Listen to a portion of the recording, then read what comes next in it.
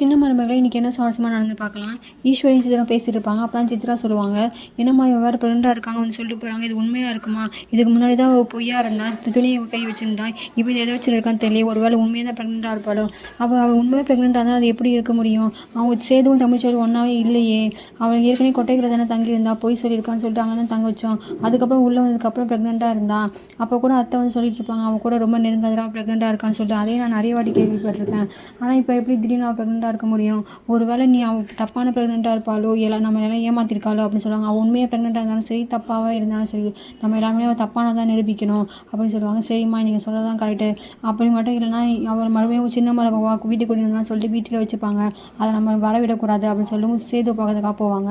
சேது தான் அவங்க மாமா கிட்ட பேசியிருப்பாரு, ஏன்டா அப்படி தமிழை பற்றி அவ்வளோ கெட்ட வார்த்தை சொல்லி திட்டினேன், ஒரு பொம்பளை பிள்ளையை வந்து அப்படி பேசுறது ரொம்ப தப்பு, நீ ஏன் இவ்வளோ கெட்ட எண்ணம் பிடிச்சி இருக்க, அவங்க ஒய்ஃபு, அதுக்காக ஊர் முன்னாடி போய் அந்த வார்த்தை சொல்லி திட்டுவியா?